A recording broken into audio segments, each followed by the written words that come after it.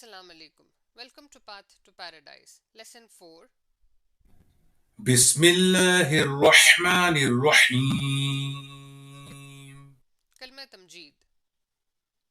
سبحان الله والحمد لله ولا إله إلا الله والله أكبر ولا حول ولا قوة إلا بالله العلي العظيم.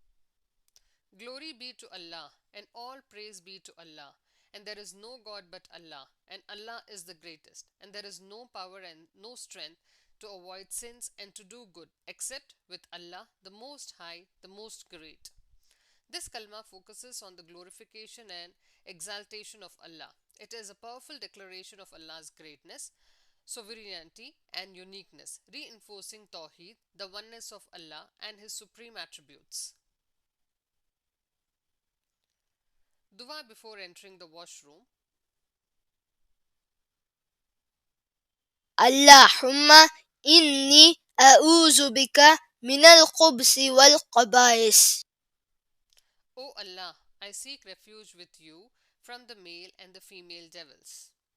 This dua is a sunnah of Prophet Muhammad ﷺ and should be recited before entering the washroom for protection from evil beings.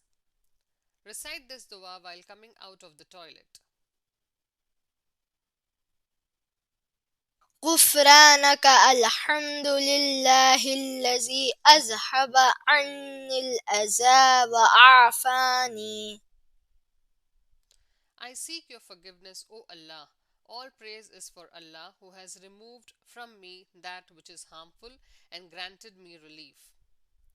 This dua expresses gratitude for the blessing of ease and well-being after relieving oneself.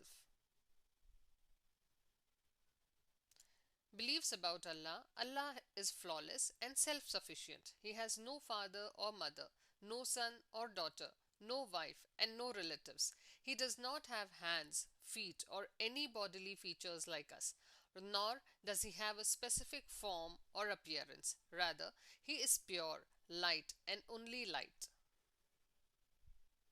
Hadith. خيركم من تعلم القرآن وعلمه.